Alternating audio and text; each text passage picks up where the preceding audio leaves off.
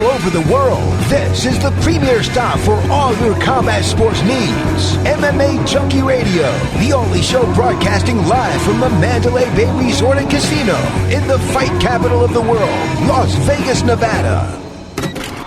The lights are on and the mics are hot. It's time to get your MMA fix, junkies. Take it away, Big John. Gorgeous George and Goes, are you ready? Junkie Nation, are you ready? Well, let's get it on. From the fight capital of the world, inside the beautiful Mandalay Bay Race and Sportsbook, you are listening to the MMA Junkie Radio Show, the only show that matters. I'm your host, Gorgeous George. Joining us soon will be the devious and dastardly Goes, our East co-host, putting out a fire. The fight analyst Dan Tom is to my left, and back east producing the show, Andre the Giant. What's up? Hey-o. Yeah, Andre.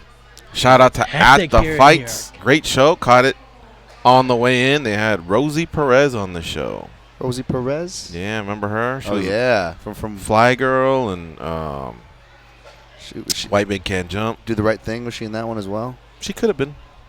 New York. Don't forget Pineapple early Express, 90s. guys. Officer Carol. She's a badass in that one. Oh, that's right. Yeah. That's I didn't right. see that one. I haven't seen that in a while. Good Worth pull. it, Deep pull. dude. Rings a bell, though. Pineapple Express? Why does that ring a bell? It's a Is Seth that Rogen movie. the James involving a Franco, lot the of stoner green. movie? Oh. They used that All right. MIA Paper Plane song that was real popular at the time. They used that for the trailer. It was pretty catchy. All right. Well, catch Jerry and Randy right before us on Mondays and Fridays. From and Barack, right? He was filling in today. So good stuff, man. That's a great quality boxing show here on Fight Nation Channel 156, and I encourage you all to catch it. They break down all the fights, preview them, recap them, and they have awesome guests on the show. So check it out. Now, we're going to talk some mixed martial arts for the next couple hours. We invite you to be a part of that show by calling 877-FIGHT93, 877-344-4893. You can hit us up on Twitter.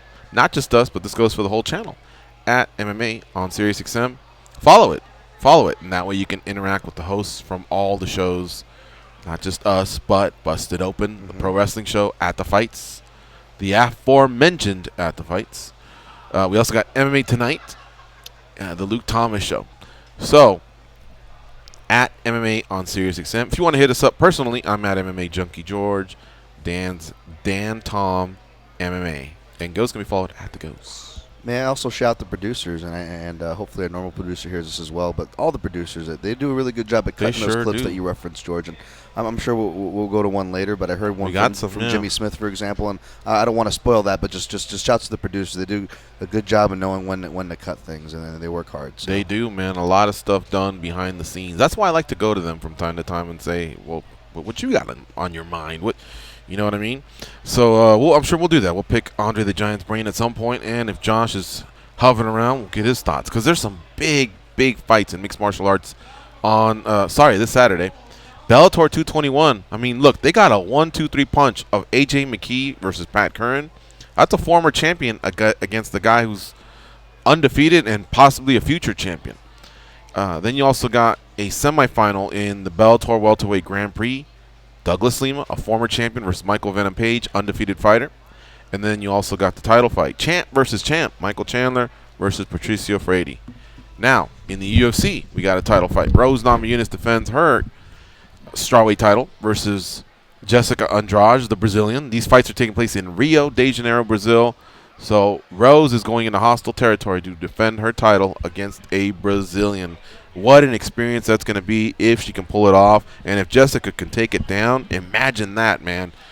That's now where she makes her home, is in Rio de Janeiro. So that'll be massive for her, and it'll be the final night of the night. So I can only imagine how ecstatic everybody will be. In the co-main event, you got Jared Cannonier, who dropped down to middleweight recently, debuted as a middleweight, and blasted David Branch. And so now his next assignment is Anderson Silva. Still chugging along at 44 years of age. One of the legends of the game, a former middleweight champion. America versus Brazil. Then you got another matchup featuring a highly touted Brazilian, a legendary Brazilian, Jose Aldo battles Alex Volkanovski. So now you got Australia in the house versus Brazil. But seriously, a 1-2-3 punch on either side. And remember, Goes and I will be calling the fights on Sportscaster tomorrow. www.sportscaster.com/MMA Junkie. We've been doing this the last few weeks. This is our 3rd week in a row, and we're really, really pumped up. The pay-per-view starts at 10 Eastern, 7 Pacific, but we'll be here probably earlier just because we want to make sure we're connected and we're ready to go. And, hey, you don't have to force us to watch a couple extra fights, so catch us just before that. All right, on today's show, we are going to talk to 3 guests.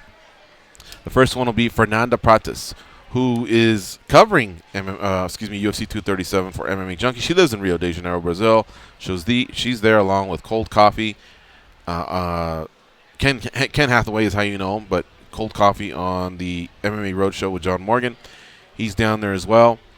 So we'll talk to Fernanda at 8:30 p.m. Eastern, 5:30 p.m. Pacific.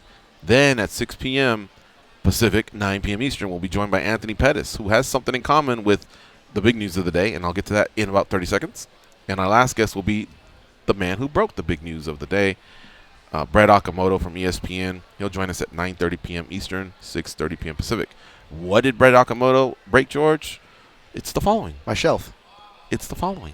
Go ahead. Tony Ferguson is back against Donald Cerrone. When? June 8th in Chicago, UFC 238. That is coming up, man, in like 1 month. So, great to see that Tony checks out. Chonies. Yeah. Tony checks out and is good to go. And how about Donald Cowboy Cerrone? I knew that we would talk about him a lot this year because that's what we do every year because that guy just fights. Fight after fight after fight. I mean, you ask him if he wants to fight, and he just nods his head and says, yep. Guy's a stud, man. And you know what? I didn't think that card needed it, but I'm sure they'll take it. That is an awesome fight. Yeah. They have like 3 main events. And we'll see if we can dissect it into what it should be, what kind of meaning that fight's going to have when we do our daily debate. But react, guys. What'd you think of that news? Yeah, I just tweeted a couple days ago, I'm like, now people talking about UFC 238. I'm like, this is quietly stacked from top to bottom. There's interesting characters, meaningful matchups. I've been paying attention a lot more to matchups and structure because it's changed a lot in 2019, which I'm sure we'll talk about. But meaningful matchups, and I tweeted that. I'm like, huh. And then I see that news today, and I go, I guess it's not so quietly stacked anymore. And, yeah, how about Cowboy Cerrone getting that title shot that he requested, right? I mean, sure, it's the invisible belt as opposed to the interim belt or the actual belt because there are three belts at lightweight, guys. Tony Ferguson was the first to earn the interim. But that's not for the interim. They're not doing an interim there, right? No. I'm making a joke, but also a hard point. Okay, I only found out about this, so I wasn't sure. Go ahead. Okay, no. I'm making a joke, but also a hard point. Because Cowboy did ask for the title shot, and technically Tony Ferguson again, the first guy to earn the belt, arguably still one of the most impressive resumes in the division. Never lost that belt. So it's again, that's why I say there's 3 belts at lightweight. There's the actual, there's the interim, and then there's the invisible. Tony Ferguson, unfortunately, is the invisible one. But hey, it's a great fight. Man, I'll take it. I'm so down. Yeah. I like it. I'll take it. I think it's a good thing for the UFC in the sense that you get to see Tony Ferguson, see if he can show up, see if he can perform, see if he's okay coming out of a fight. If he wins, he may lose. Donald Cerrone's tough. And then you know what you have there without automatically thrusting him into a main event or something like that and having that fall apart not being a good thing. So it's good in that sense. I honestly... What about the weight cut? Those are 2 big dudes that stand about 6'1". Yeah. And one guy just fought. Like, he doesn't get a chance to relax, and then... But he's the type of guy that if anybody you can trust to do it, he's going to do it, right? Yeah, yes, man. But I think so that weird could have the way been he put on looks, the too. Anaheim card. Tony's from Southern California, and I know the Chicago people are going to be, shut up, we'll take it. Mm-hmm. But I'm just thinking, like, Chicago's kind of set. Their tickets already went on sale. And then you got Vegas is set. So they could have already started sprinkling that in Anaheim. Maybe they felt the effects of their first card. Which one? The under 100, what was it? The one in Atlanta. Yeah. I was thinking that. Are these 2 fighters where you go, oh, fuck it, I got to get it now. Okay, ESPN Plus, how do I get it? You know what I mean? Like, I wonder if that's what they're going to do is get you. All they want to do is get you in. Once you're in, you know it's well spent money. You know the UFC hooks you up, all right? But yeah, you're right. Could this have been one of those where they go, oh man, okay, these guys are resisting. Let's spice up the next couple cards so that you're kind of forced to get it. Well, on ESPN's part, isn't it? They're happy with the subscription, right? I guess whether people watch it or not, if you have a subscription, you don't watch it. They still want you to watch it. They want you to watch it, but is it for advertisement? To sell advertisement?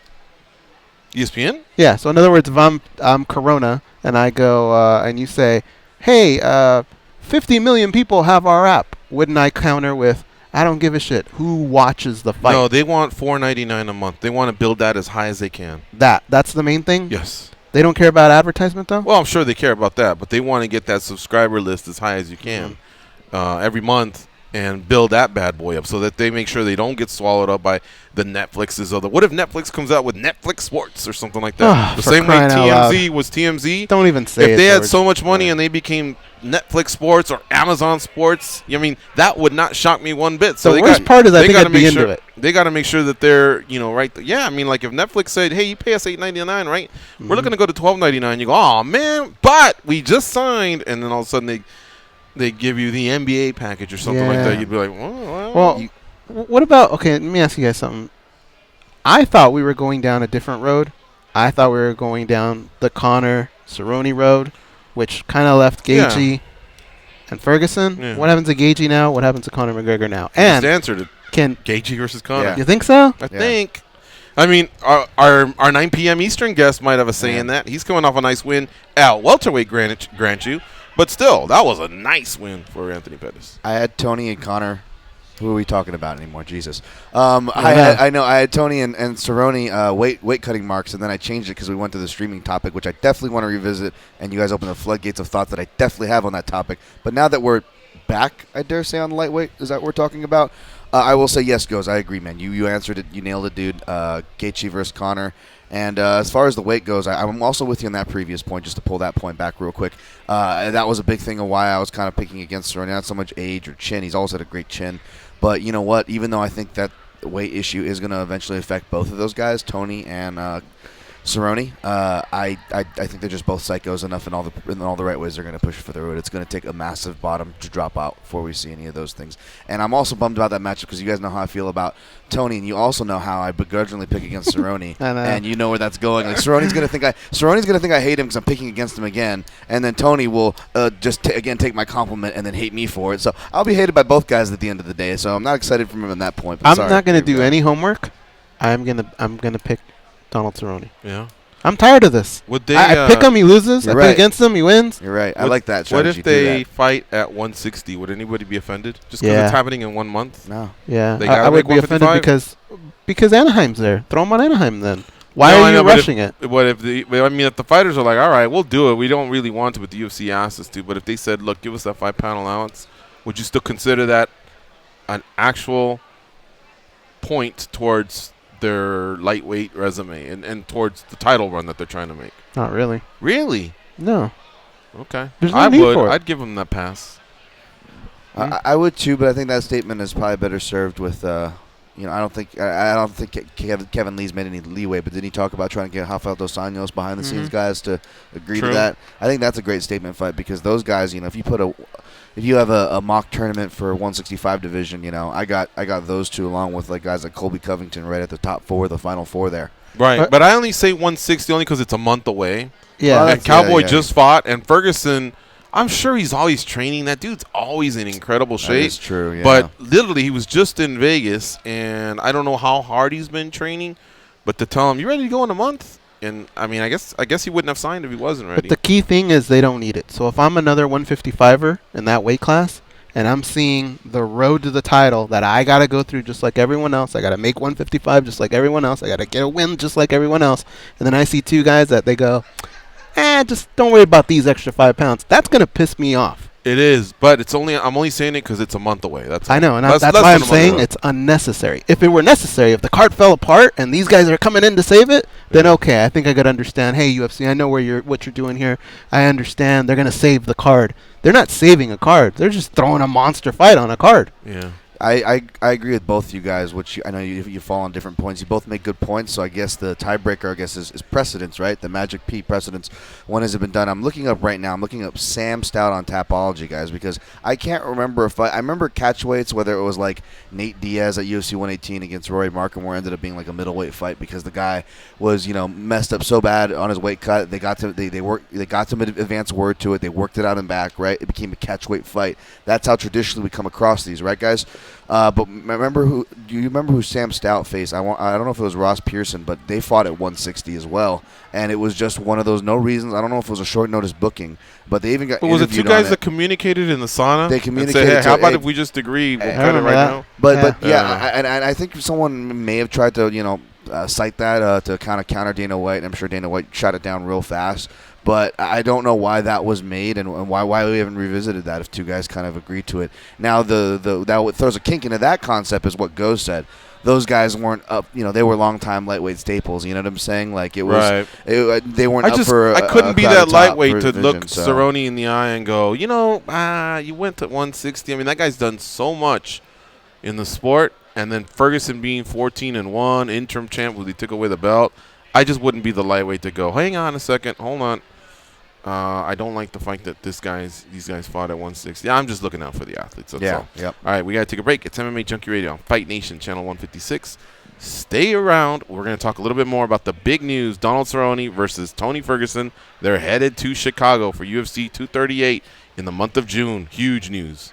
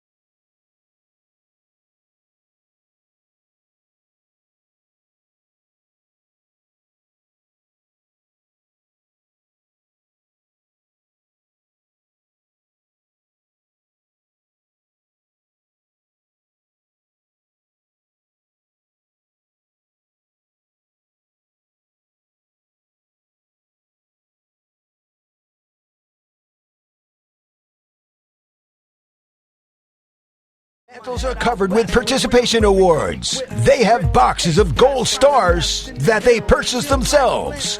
They are the legends and demand your respect. Here are George and Goes. The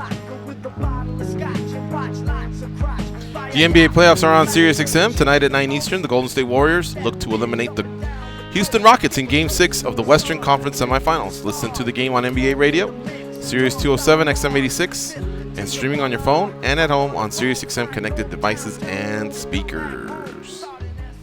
All right, so obviously you can tell by the music, that's the walkout music for Donald Cowboy Cerrone, who is coming off a recent win over Al Iaquinta at UFC Ottawa. That literally was last Saturday.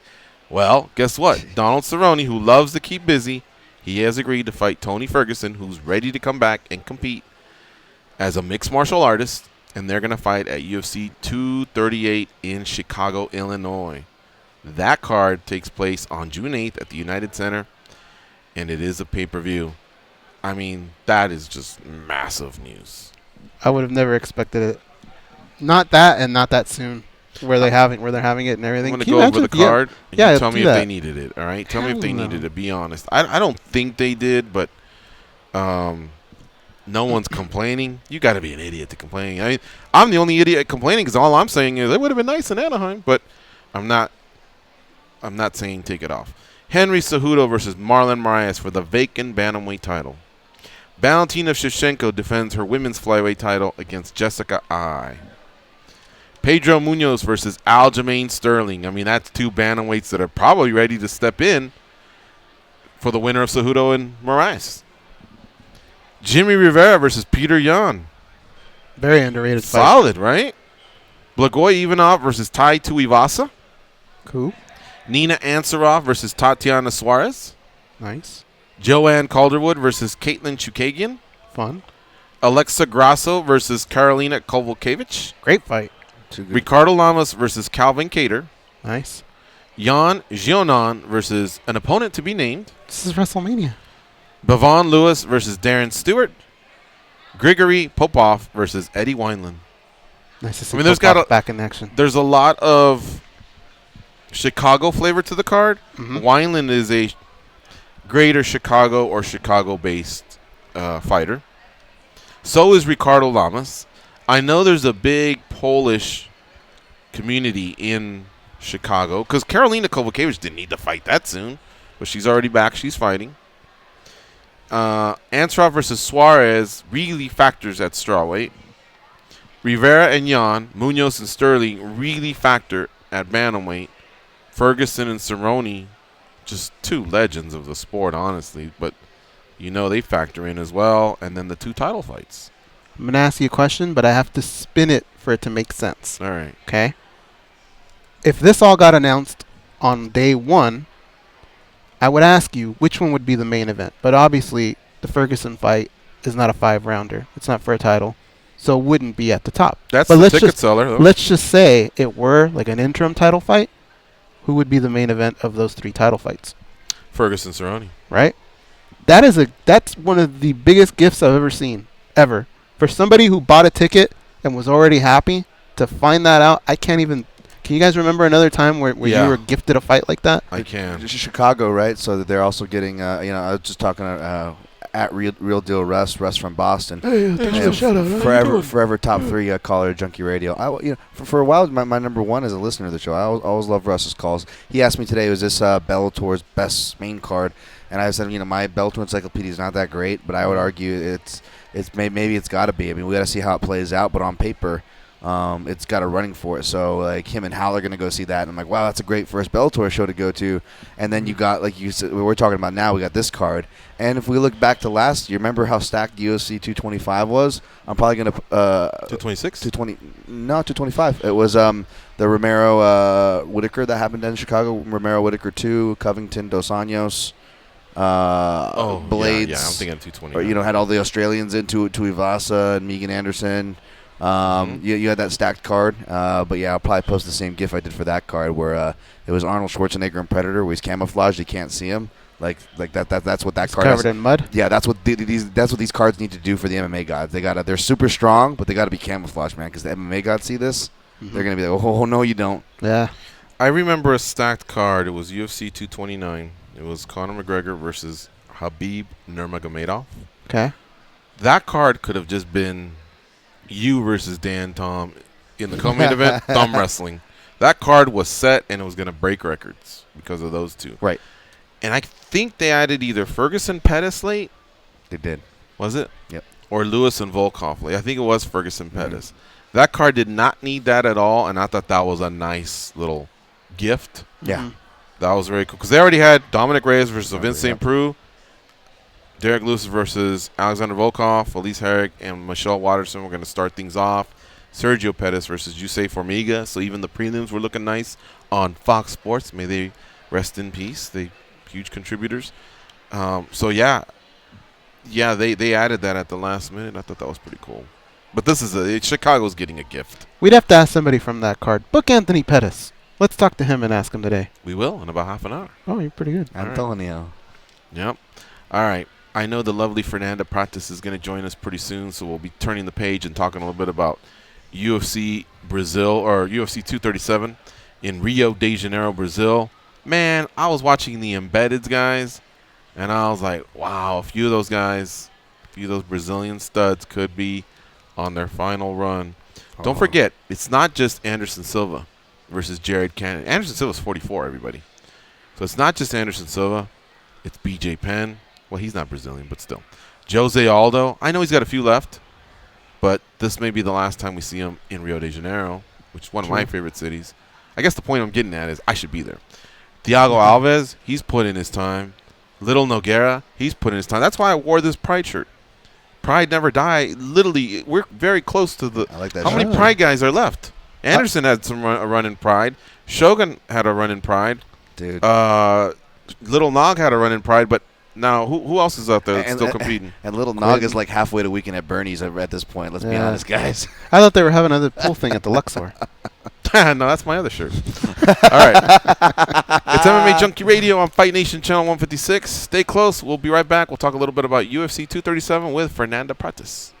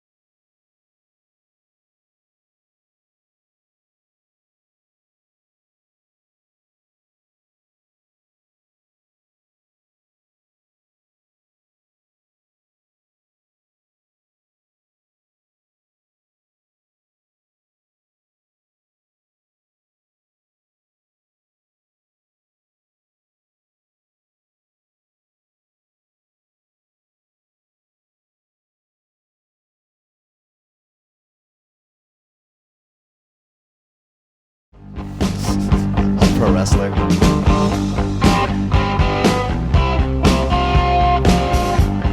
Still plays when she goes through like Whole Foods or something. Good, you're still here. The boys were just getting warmed up. Now the real show begins. Take it away, boys. Holding it down for us in Brazil is Fernanda Prates. Her and Cold Coffee have been working it all week, delivering outstanding content for us. Follow her on Twitter at Nanda Prates _. She's a random Brazilian reporter. Excuse me. Random? That's what she says on Twitter. Right. Random Brazilian reporter with 5,000 followers. Girl, you better update because you got like 7,000 now. All right. What's up, Fernanda? How are you? I'm good. And that's not how I describe myself. That's how random internet people describe me. Oh, I got you. How are you doing, Fernanda? You still got gas in the tank? It's been a long week, right? Yeah, I don't have a voice anymore, but I'm still alive, still hanging in there. You know, it took me 5 embeddeds for it to sink in just how cool this card is with all the legends that are fighting this weekend. Jose Aldo, Little Nogueira, Thiago Alves, and they're, you know, some of them might not be like the GOATs, the ones that are involved in GOAT talk. I mean, obviously BJ Penn for sure, and Anderson Silva, but Little Nog, Thiago Alves, those guys are pretty special. You know, a lot of those guys have put in a lot of time in this sport, and some of them are nearing the end. You know, so I can see they're all fired up to be on the same card as each other as well. Yeah, and that's the same thing. I think it kind of snuck up on me as well, because it was only when I really started like studying for the interviews and starting to like make those plans, that's when I kind of realized how many narratives and interesting storylines this card had. And I think I was listening to a podcast and they were talking about how many retirements can we expect, because there are so many Brazilian veterans in this card. I don't think we're actually going to get any retirements at all, but I did find that interesting that we have just this wealth of experience in this card. Yeah, no doubt. Who would you say are the top 3 stars of this card based on just kind of like what you're seeing on TV or the internet or the newspapers or whatever in Brazil, and then also by the turnout from fans? I guess maybe a lot can be based off maybe the open workouts, but has there been other stuff going on? Is there any other fighters getting a lot of love as well? I think it's pretty much between the same players. Aldo, of course, like Rio is his turf, and people went crazy with him walking out today. And he's one of those guys who have been very clear about, you know, you might not get to see me around for that much longer. So he's certainly one of the big attractions of this card. Anderson, obviously, always huge, always massive. I think, you know, obviously it's not he's not at his prime anymore, so that maybe takes away a little bit of the interest. And I think that, you know, the opponent, Brazilian audiences aren't that familiar with him, so maybe this fight, I honestly thought, I think people aren't as enthusiastic about it as I would expect. But Anderson is always Anderson. He's always going to have, you know, that type of attention, and he did with the open workouts, of course, got a lot of like people cheering for him, and he did actually the longest workout. So, and Jessica actually surprised me. Not that it's not coupling me. I think she's bigger than I thought she was, you know, just by the reaction I've been seeing on Fight Week. Those would be the top 3. Thiago Alves obviously is a big veteran, but he's actually not that big in Brazil, I think, because he's been he's America? lived abroad for so long. Ah. Yeah, lived abroad forever. He had actually never been to Rio, and I was just... No way. Really? I didn't know, honestly, I didn't know it was possible for a person to be born in Brazil and not know Rio, but here we are. Well, up until a year ago, I had never been in the nation's capital of Washington, D.C., so I'm going to check myself. There's really nothing I can say. I guess Brazil's a big country, folks. If I'm not mistaken, Fernanda, don't you guys have about 3 time zones as well, right? And it's also vertically a big country. We actually find your time zones very confusing. Like, it's just weird. Why do you have so many time zones? But we have 2, but one is very limited to a smaller area up north. Okay, I got you. So, yeah. But like the same way where we say, boy, the people down south, they speak differently than the New Yorkers or the Midwest or Cali people got their swag. You know, they're little. Same thing with Brazil, man. Southern Brazil, people down there are way different from northern Brazil, and for sure different from people that are in Brazil, like in the Amazonian region. You know, it is really, really a huge country. I think England's the worst. Now that I really think about it, I guess if Thiago's never been to Rio de Janeiro, yeah, all right, he's been in America for a while. And again, Brazil's a huge country, so that's amazing. Yeah, it is huge, and the accents, they're all, like, everybody's always very confused because they will think we're speaking two different words. They're like, I just asked this person, and they said this word, and I'm like, it's the same word, but it just sounds entirely different. Yep. Gotcha. All right, guys, what do you have for Fernanda Prates? You want to go first, guys? Sure. Fernanda, I want you to clear something up because this got brought up to me twice today. And it got brought up to me in the wrong context because when I looked it up, it didn't sound like that at all. And it was, hey, did you see Fernanda Prates got into it on Twitter? And it was I believe it was Leslie Smith, right? It was a tweet. And it wasn't like that at all. Can you explain that? You read that? Who said that? Yeah. No, just a couple text messages. Oh, I'm famous now. You're getting text messages about me. Yeah, I'm like the representative when you stir things up. Oh, I stir things up. People are watching. So what exactly? Very highly of myself. Can you explain it a little bit? What happened there with her? No, nothing happened. Like, and yeah, you probably saw it was just a civil conversation. So basically, I tweeted out the Betty Correa situation, and I just tweeted out information like as we normally do with the commission, and I think I just said that she was going to be fined 30%, and that she was over, like, she's a 5-pound miss. And Leslie took issue with the way that information is kind of like disclosed in the UFC, from what I could understand. It wasn't personal. And then she added to it, like, saying something about 5 pounds, and it was actually 6 pounds. And I explained that I said 5 pounds because of the 1 pound allowance.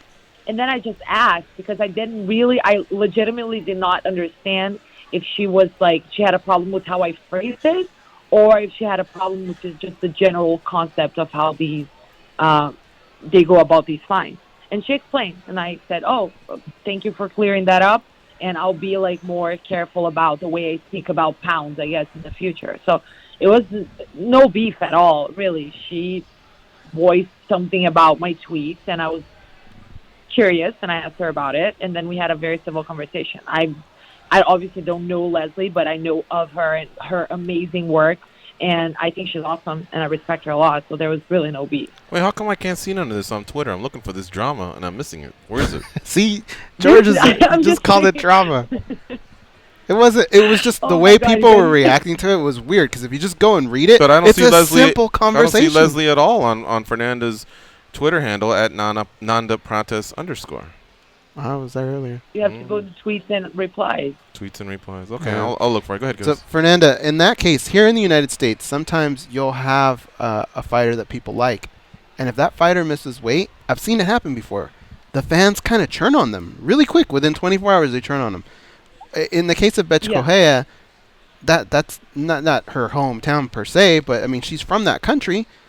Does it work the same with Brazilians? Do they get does missing weight, those type of things, bother them as much as it does here in America? I don't think so. I mean, I think it only bothers like real hardcore fans. But in general, honestly, I don't think people pay that much attention. Remember when Mackenzie missed like horribly, and she showed up for ceremonials, and people were clapping and cheering the same. Everybody was clapping and cheering for Betty. Like, I just think it's the type of thing that's going to bother some fans regardless of where they're from. But in terms of generally like the Brazilian reaction to weight misses, I honestly don't think there is one. I mean, like I said, I don't think people are paying that much attention to it, to be honest. All right. Dan, Tom, what do you have for Fernanda Prates? Hey, Fernanda, if it makes you feel any better, people text Goes about me too. Like, I think if we did Game of Thrones, MMA Junkie, Goes is for sure Littlefinger. He's got birds everywhere. Yeah, pretty much. But we'll dive more. I don't watch Game of Thrones, but I did understand your reference. Okay. Well, either way, I got to ask you, about a fighter's career. I followed for a minute BJ Penn. Man, it's been a crazy road, and obviously we're all surprised that he's still fighting, and even, I would argue, quote unquote, fans of his career have long been wanting him to kind of stop, but here we are, UFC 237, and obviously more to his story, unfortunately, I guess, outside the octagon have kind of caught traction, and I've heard, the directives, I guess you could say, if you want to call them that, from Penn or his team. But you're on the ground there, Fernanda. For the audience that aren't aware, would you mind kind of sharing from your perspective how it was handled as far as asking BJ Penn anything about outside of this fight that's been reported and by police and outlets alike? Yeah, well, so what happened with us in particular was we are the ones, I believe, who broke both news. Both the news of his restraining order and both the news of the active police investigation about the alleged incident involving a machete or something. And then I think we were the ones who broke the news, so it would kind of be expected that he would not be particularly inclined to talk to us. But we had an interview scheduled for Wednesday, and it was on. I'd asked if it was on because I had a feeling that he might not want to do it. But on Tuesday night, it was on. We got here, and I think he probably just realized that it was us then, and then he didn't go to the interview. And then I was like, okay. Then there was a media day, and as we approached the area where he was, I was told by a PR person, he's not going to talk to you. And yeah, I mean, I guess I could just shove my microphone in there, but I just felt there was no need. And I just said, okay, walked away. And then I heard that he had actually, asked people not to ask about, stuff. Both PR and him had asked not to ask about the outside the octagon stuff. So that's kind of what I got from the media day. But we were the only ones who, didn't get to talk to him at all. And I guess, maybe kind of a loaded question here, but how is that to deal with? Because obviously we're on the same team, but our beats and our roles are different. And, we joke, and you do a good job at making light as far as, the comments and stuff. And you also remind me to never look at the YouTube comments or any comments for that matter on my work. Thank you for that. But no, in all seriousness, no, though you do get put into these kind of funny spots like we're talking about here in the middle, as you will. And that's obviously kind of where the media is supposed to stand and kind of translate, the facts and whatnot to the public. But is that I guess difficult when you do find yourself in these kind of I guess we could call it special situations that don't often happen in the normal beat? Oh, it's horrible. For me, it's horrible because I think some people, like you said, we have different beats and we have different and that's not really my type of I'm not the one who ran the stories because that's Steven's beat. Morocco. And I'm more on the lighter side of things, you could say. I'm not an investigative reporter by any means. I'm not really that used to doing hard-hitting stuff, right? So, and it's very admirable and very hard work, but it's just not really what I usually do. So, like you said, you get into fight week. I was already kind of anxious about the situation because he wasn't, even if he did sit down to talk to us, I highly doubt that it would have been a very friendly type of environment and that's understandable, right? He's a human and humans have emotions and these things happen, but it's stressful. And then, people are asking questions about it and it's just a whole situation and it's just, I don't know, it's weird and you kind of have to figure out what's the best approach to the situation journalistically, and you also have to kind of stand your ground a little bit, and then you have to there are all these questions, and you have to kind of I don't know. It's just it's a hard spot to be in because you have to make these decisions, and people have their opinions about how situations must be handled. And because it's a position that I'm not that used to, it is kind of weird. I work from home. I'm used to being in my pajamas, away from everything and everyone. So 5 weeks are uncomfortable as they are. well, for what it's worth. But yeah, so that's kind of how it was. But I mean, I never even talked to him. There was never like hostility toward me. Like, it never got weird in that sense. It was just like an awkward situation, but also kind of an understandable one, I guess. Okay, well, for what it's worth, I on the lighter side of things, I guess I should say, like, I wouldn't be able to tell that that's not your normal beat because the video interviews and stuff that you have on MMA Junkie, people can go find that on our YouTube channel. I just want to say you did a fantastic job, honestly, Fernanda. I know, we're all kind of hard on ourselves and whatnot, but I went through and was looking at those, and you did a really great job. As per usual, I should say. So just one last question from me.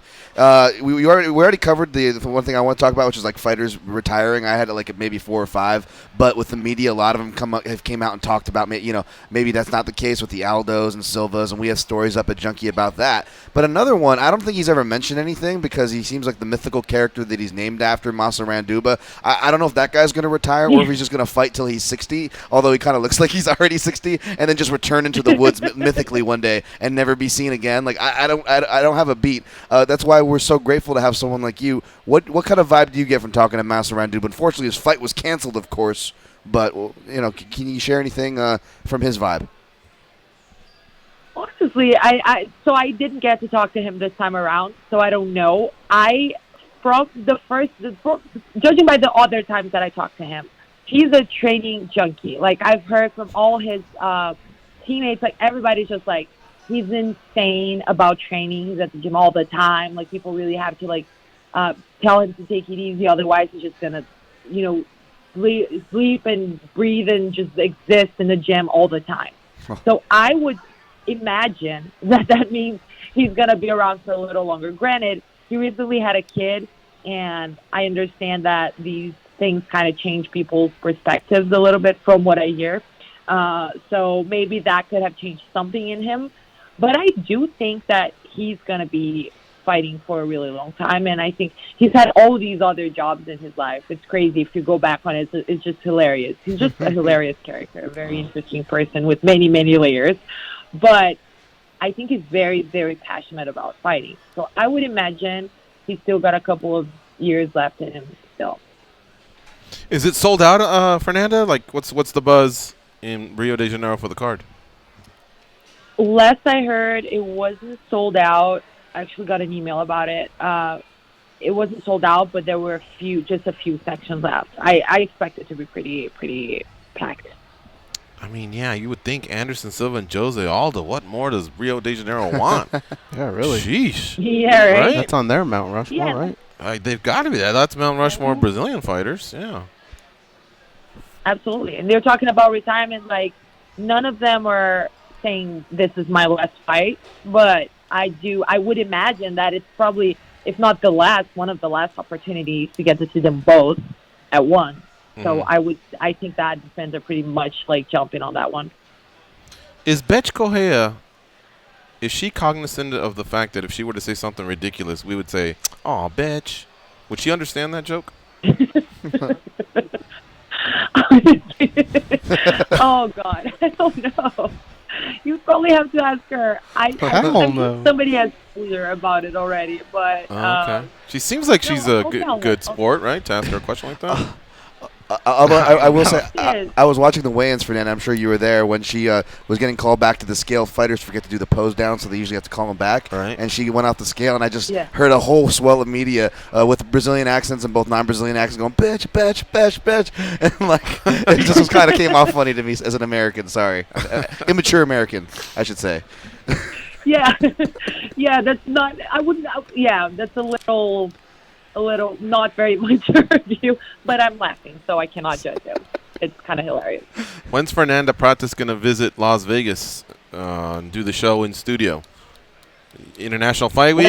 Are the bosses going to get they're going to send you a ticket for International Fight Week maybe? Let's start the campaign. I said this last time. We need to get Yeah, you guys are the ones who with all the power. So let's just start a campaign, get like Junkie Nation, like everybody just support this idea, and then you guys will get me to Vegas. All right, we're gonna try. All right, hey, great job this week. Say hello to Cold Coffee, and we look forward to you guys' work tomorrow night, and of course post fight. I know it's a long week, but you guys have been kicking ass. Awesome, thank you so much. Thank you guys for having me on. All right, take care, Fernanda. See ya. Folks, follow her on Twitter at Nanda Prates _. And by the way, I had like a little glance at the Twitter beef, in air quotes. It wasn't much of a beef. I just don't see Leslie's point, honestly. I really don't.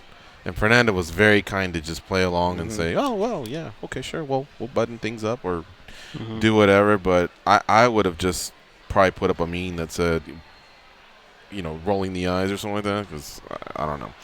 Either that or I just don't get it. Anyway, it's MMA Junkie Radio on Fight Nation, Channel 156, and we'll be back after this break.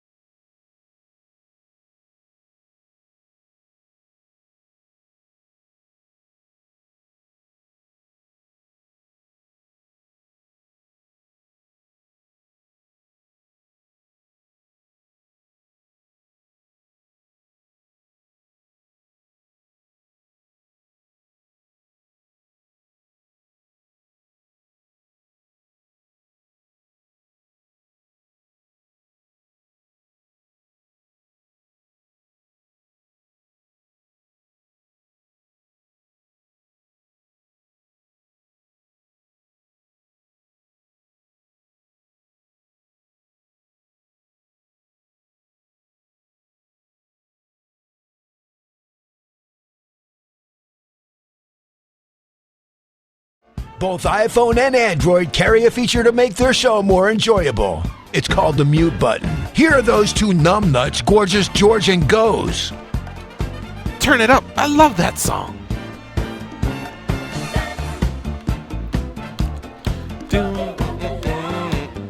I like that one. You like that? Yeah. Who sings it? I don't know. Who sings it? Earth, Andre Wind, the and Giant? Fire, guys. Earth, Wind, and Ah. Fire. Okay. All right. So check it out. We got a couple minutes to burn here. That's why we're lollygagging. We got Anthony Pettis coming up in a few minutes. Then we're gonna do the daily debate. We would have been under the gun to squeeze in the daily debate, and I didn't want to do that. So Real quick, let's do a little bit of a social media run. Goes on Twitter and Instagram. I am at the Goze. Goze. Right. I'm at MMA Junkie George on Instagram and Twitter, and I'm also on Facebook. Holler at me, whatever. Dan Tom at Dan Tom MMA on Twitter, and Instagram's a little different, right? Yeah, they throw those underscores in there. At Dan_Tom_MMA. I probably asked you this before, but why aren't you just at Dan Tom MMA there? Someone's already got it? I think so. I think somebody took that, yeah. Wow, so someone's trying to be you. You got a parody account? Maybe not. You know what? I think it just looks funny on the thing, so I put those underscores in there. Okay. So it so it looks. And Dan released his latest episode of the Protect Your Neck podcast. Check it out. He breaks down the fights, makes it really easy for you to just follow along for about an hour, so you can get his thoughts on every fight. Or if you want a little short on time or whatever, then towards the very end he has a quick recap. So check it out, and he's very detailed. He's gives you the times there in the description as far as when he's discussing what fight. So check it out. And just like I said when Richard Hunter was here, and just like I tell you guys every day, it would really mean a lot to us, all of us on iTunes, when you subscribe to the podcast. Leave a review. You can rate us 1 to 5 stars, 5 being the best. It helps the algorithm. If we only get 4, then say, hey, man, if they only did this, I'd give you that 5th star. I've seen people do it, and I've seen people go back and give us the 5th star. So we'll either explain to you why we can't or try our best to maybe earn that 5th star from you. But 4 stars are great. 5 stars are the best. We'll earn it one way or another. Yep. So do that. Now, Andre the Giant, do you have social media? Yes, I do. All right. Instagram at ANML_29. So slow down, Andre the Giant. What is it again? Take it easy. It rolls off the tongue. So slow down. Sorry. Yeah. All right, animal_29. That is ANML. Well, you don't have to do it like that, man. This ain't romper room. At animal_29. Yep, but what's animal's the 20? only 4 letters. 29. That's my lucky number. Animal's only 4 letters. The way he does it. Yeah, ANML. Animal. Oh, you didn't really need the A. You really just could have went with N, right? NML. No, you need the A to start it. Yeah, I guess you do. Yeah, because I'm you not can get away with that in the license plate. ANML_29. What's the 29 for? That's my lucky number, birthday number, any form of number. You ask me for a number from 1 to 100, it's 29. Hey, what about the animal? You can even play that on part? roulette too. Yeah, why are you an animal? Yeah. I don't know. That's just something that I was called starting from like childhood and worked it up to college. Became my DJ name for a bit when I was doing terrestrials. It's his favorite Muppet. Tell me you play the drums, right? No, I don't, but I could headbang pretty well, so yeah. I like Gonzo because of his nose. He's an animal. All right, folks. We'll be back in 60 seconds. It's MMA Junkie Radio on Fight Nation Channel 156.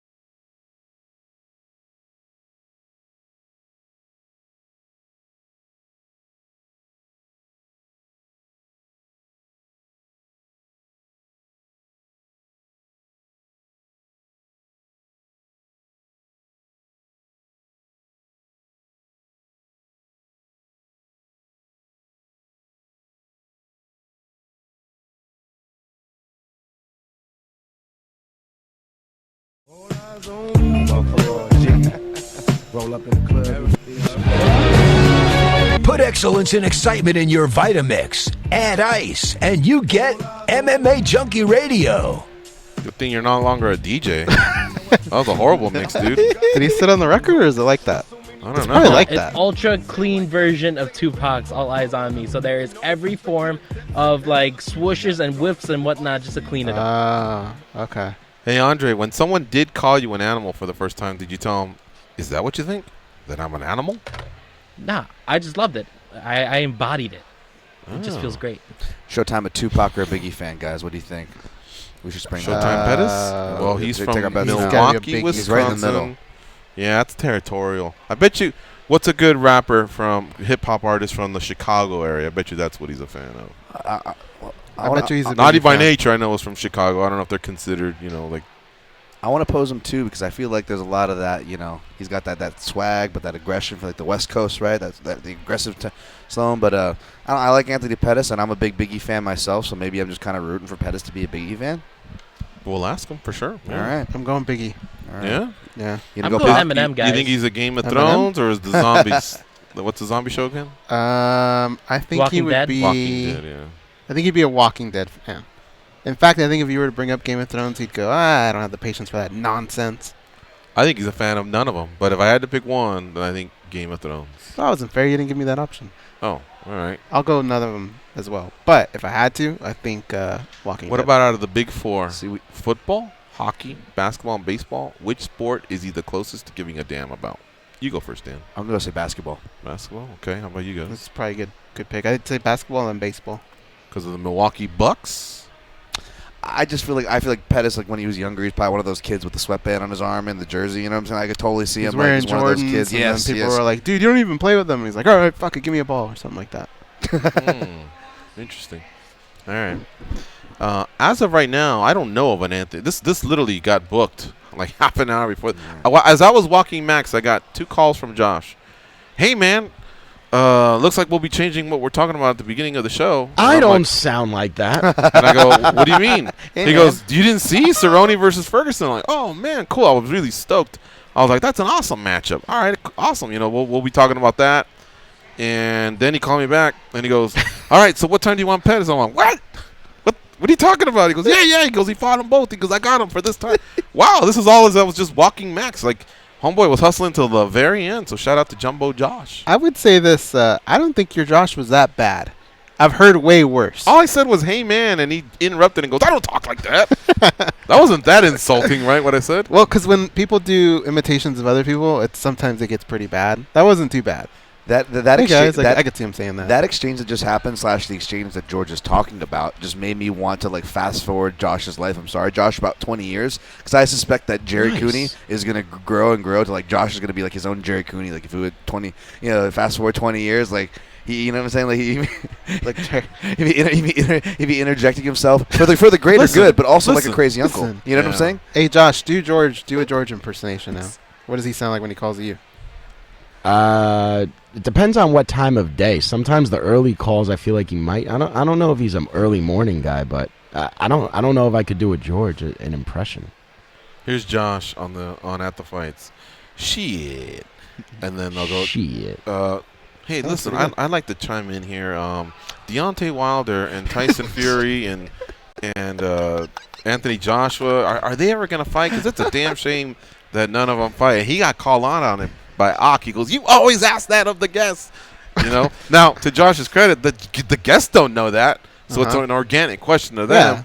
But as I was driving, I was like, yeah, I've heard him say that too. So I was kind of fist bumping Ak. But Josh does kind of throw that question. It's a very frustrating thing for boxing fans, for 3 great boxers, especially 2 coming off an epic fight earlier this year. For those 3 to not be booked, to be under different umbrellas, and it sucks, man, because 3 good heavyweight boxers, you don't come by those all the time. I don't know if this is Josh, you can answer this question, okay? I don't know if he doesn't do this to us because we're so good, or because he doesn't have enough confidence in us yet to do this type of thing. But I believe when Josh does those type of things, I think it's the producer that kind of is saying, man, we need to liven this shit up or something, and he comes in and asks a question to kind of get people back on track. Is that true, Josh? I mean, it's partially that, but it's also and I love the commish. I love Jerry. Even Ak, who was in for Jerry Cooney tonight. Give me some of that ass, bro. That was that's my favorite drop and the first time it made it on the show. Good call by Andre. But no, I mean, boxing is great. We all love boxing, but the tough questions have to be asked. And Ak was like, oh, you've asked other guests that. I said, yeah, I've asked other guests that because the fight still ain't getting made. So, I'll ask the tough questions. He did have a good point. Josh came at him really quick and pushed back, and Ak laid off. But then Randy, the commish, got called on something. when they were scoring, Rosie Perez, Ak, and Randy were talking about Tyson Fury and people have no Deontay idea Wilder. Rosie Perez is on the show right now. Rosie Perez, he's got to be high. The actress, she was on At the Fights today. You can catch the show on demand in HD quality, commercial free. Check it out. But on the show, they were kind of talking about Fury. They were asking Rosie about it, and she was talking about what a great fight it was. Why aren't they running it back? And they got around to the scores, and it was funny because I knew Randy was going to give her version of how Wilder won the fight. You know what I mean? And the other, luckily, I think Ak once again stepped up. He goes, Randy, that's because you like Deontay Wilder. Stop it. But Randy didn't push back. He just kind of accepted it. Like, yeah, all right, that's my dog. You know, that's how I roll. Because, see, in boxing, 12 rounds is harder to disguise your, if you have like a connection to somebody, you know what I mean? Mm-hmm. In MMA, it's a little 29-28. One round was, tough to score, and then that's it. You're out of the pickle. But in boxing, you got to account for. There was 2 knockdowns from Deontay Wilder, and see, I could see Randy was fumbling his words a little bit. He was, I thought it was 6-6, but the 2 knockdowns. Well, then that's clearly that's 2 10-8s. You know what I mean? So the math wasn't adding up. But it was funny where he just kind of said, "Yeah, well, yeah, I guess you got me," But anyway, the bottom line is Fury and Wilder. If Dana White was promoting it, he would have ran it back quick. That was a hot ticket. Everybody was talking about it. Yeah. Then the winner gets to Anthony Joshua. But we've also been sitting on Wilder versus Joshua for a long time as well. I thought Wilder was going to kill him. Whereas with boxing, it's like, Wilder Fury happens. Boxing, like, how did that happen? Let's separate these Joshua and Fielder and Wilder cats. This kerfuffle can't happen. It's so different the way they do things, man. Well, so yesterday Jimmy Smith said something. Don't worry, guys. I'm not going to the audio cuts. But he did say something. I want to tie it into boxing. Yeah. That was very, very interesting. He said a lot of the promoters, we'll take like an Errol Spence, for example, will say, hey, I'd rather Errol Spence fight 3 tomato cans and make $10 million, $10 million, $10 million, that's 30, than to risk him versus Terrence Crawford where he's going to make the biggest payday ever, 25, but if he loses, all those little small pots go away, 10 million, 10 million, 10 million. You see what I'm saying? So the promoter sometimes has got the accounting hat on. The boxer, of course, at some point wants to prove he's the best, but they also get that the ride is fun until if somebody comes and has your number, then, like look at Triple G. Triple G's still bouncing back a little bit from, Canelo, and Canelo's a beast right now. I mean, that's literally the most popular boxer on the planet and maybe the richest boxer on the planet so long as Floyd doesn't step back into the ring. Josh, are you there by chance? Oh, I'm glued in. I have a point that I've been. Go ahead, though, Dan. Yeah. Oh, no, I didn't want to throw off your point. I was just going to say, I was going to ask you if we bought you a Clay Davis T-shirt, if you would wear it. Speaking of what George was quoting you as you were doing his impression, which was perfect, by the way, in that regard. Thank you. And then I went and looked it up, and there's actually some really funny shirts of takes on that I might actually buy for myself now. So, Dan, I am a shill. Ak actually brought in some free shirts that his company designed or whatever. I'm wearing one of those right now. So if it's free, it's for me. But just to tie into this boxing discussion, though, I can honestly say the Cerrone-Ferguson fight. I know it's not 100% official. This fight is probably, I'm more looking forward to this than any fight coming up in the boxing world. And we got some good ones, but they're not on the same level as these fights. And that's just one of the fights that the UFC has coming up. So, yeah, sometimes you got to preach a little reality to these guys. We all love boxing when the fights happen. But think about it. Cerrone-Ferguson, I would challenge a boxing fan to name a fight that's more compelling right now that's signed than that fight. I think boxers are just too afraid of having a loss in their record. I think that's why a lot of fights don't get made. MMA, you can easily overcome that. Yeah, but boxing, you just can't. But once you lose once or twice in boxing, you realize it really wasn't that big of a deal because not many people did it. There's a lot of fighters that are way more revered that have losses than one that I can think of, like a Joe Calzaghe, who did retire undefeated. Much respect. He's respected. He's got a place in boxing, but he's not looked at like a Sugar Ray Leonard or a Roberto Duran who do have losses. When they show the guys ringside, if they show Joe Calzaghe, not that many people are really going to say much. Exactly. All right, 2 things. 1, we're going to do the daily debate in about 15 seconds. 2, Naughty by Nature is not from Chicago. I don't know why I thought that, but I've been corrected by Marcus from Atlanta. Do you know where they're going to be? He says they're from New Jersey. Where? At the Hustler Club. The strip club? Yeah. I'd go see them. I don't know. All I not know like is that was the clincher because I want to see tits. But I'm saying I always like Naughty by Nature. You got some Naughty by Nature, Andre? Last night I was driving by and it just said Naughty by Nature big on the thing. It didn't say like live. It had a date. Really? You sure it wasn't the sister act or something like that? What? You know, like two girls are gonna do a show or something. I don't know. No, they had the bat and everything. Really? Yeah. At the Hustler Club. Yeah, let me look it up. They have like a little arena there or something. Let me go to my favorites. You know, I think it's they had really MMA big. fights once at the Hustler Club. On the upstairs balcony, they had fights there. So funny. Tough enough, yeah. Those girls couldn't wait till that show was over. They just came in, dude, like The Walking Dead. Let's see. So these guys are from East. Well, that was quick, Andre. Let me at least keep it on while I'm talking. Sounds good. The group was formed in East Orange, New Jersey in 1986. And if you went to the clubs, like, what was it, like late 80s, early 90s? There was a great chance that these guys' jams, they had a great first album, would be playing, and everybody would be out there just, like, yeah, you know me, and going off on it, man. Let me tell you something. I know I sound like an old man saying this, but old school hip-hop really is awesome. Oh, yeah. And there's a channel on Sirius XM. I have it as a preset, so I can't remember. I think it's 44.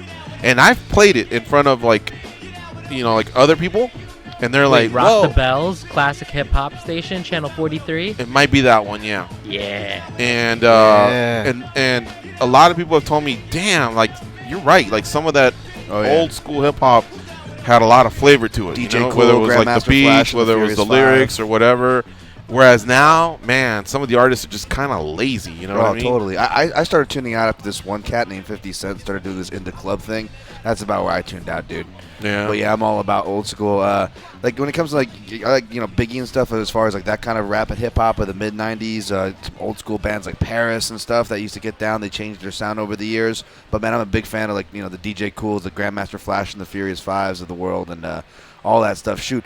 I'll even get down to some Biz Markie, not the remade version of Just a Friend. I saw him here. He was awesome. Is he really? Like, yeah. Is he seem like he's all there? Or does he seem kind of? Not really, but yeah, he was really good.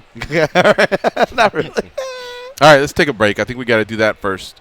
You're listening to MMA Junkie Radio on Fight Nation Channel 156. When we come back, we'll do our daily debate. We also got Brett Okamoto from ESPN coming up. We'll talk a little bit about the story that he broke with Donald Cerrone and Tony Ferguson agreeing to fight at UFC 238 in Chicago on June 8th.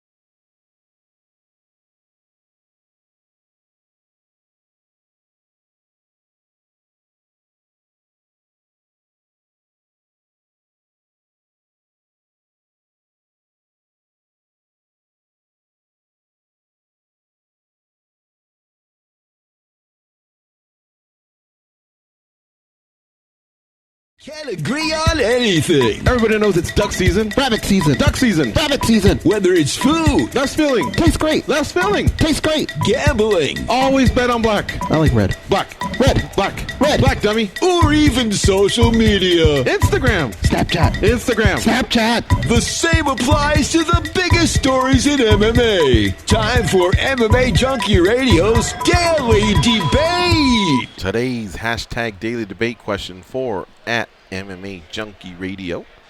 Is Tony Ferguson versus Donald Cerrone the fight to make? Yes or no? Now, I want to specify a little bit more. I think what they mean, just to be more specific for anybody that's going, yeah, duh, why wouldn't we say them? You know, there's names like Justin Gaethje, Anthony Pettis, guys that are coming off huge wins recently. The uber-popular Conor McGregor, the uber-popular Nate Diaz. So what they mean is this the fight to make out of all the names that are left in the lightweight division, outside of Dustin Poirier, who will be challenging Khabib Nurmagomedov. I guess what I'm hearing is what UFC 241, 242? Yeah, 242 in Abu Dhabi. So there you go. So yes or no, but give me a little bit more than that. Dan Tom?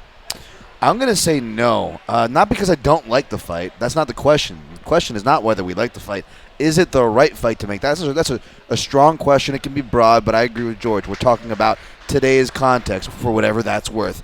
And I'm going to say no because, let's be honest, to quote the great words of Tony Ferguson, who in my opinion is the one of the rightful claims to the lightweight title. He was the first guy to earn the title in the division, and he's not lost it. I mean, I don't think this guy's lost since Obama's first term in office. But to quote Tony Ferguson, champ shit, guys. Champ shit only. This isn't champ shit. Tony Ferguson deserves champ shit. And again, I don't dislike the fight because guess who else deserves champ shit? Donald Cerrone. I would make an argument for him too. Not over other guys per se, but Donald Cerrone was calling for a title fight. Unfortunately, he gets the invisible title, Poirier has the interim. Khabib has the actual. And Tony Ferguson, like the point I just previously made, has the invisible. This guy needs something to get him there. If not, I would say maybe like a Nate Diaz or Conor McGregor based on name value alone. They're also, good stylistic matchups. Not that this one's not that I'm going to not pick him against Cowboy.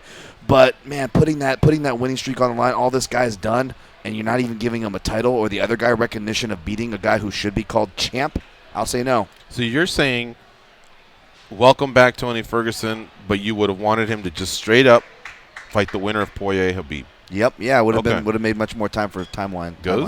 How do you sit with this question? I'm going to say no, but because I just felt like it was making more sense now to put Donald Cerrone with Conor McGregor, figure that out, and give it to Justin Gaethje. Ferguson versus Gaethje, Conor versus Cerrone. Yeah.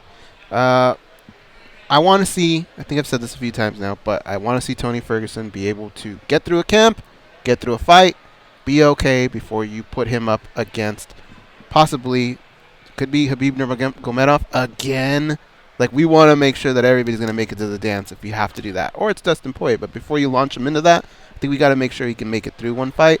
The name that makes sense to me is Justin Gaethje, and I think you pair up Conor and Cowboy. It's not offensive at all. Now, what if the UFC texted you right now and said, all right, Big Mouth, we're going with what you're saying. Oh, thank you, UFC. In Chicago? I'd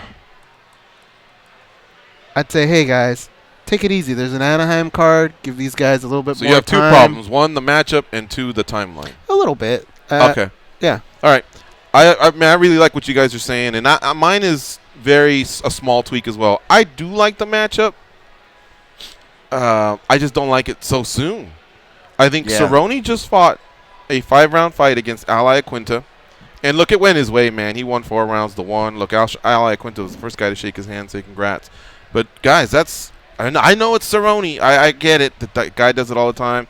But I still think that is tough for anybody, not just Cerrone, to decompress, do a camp.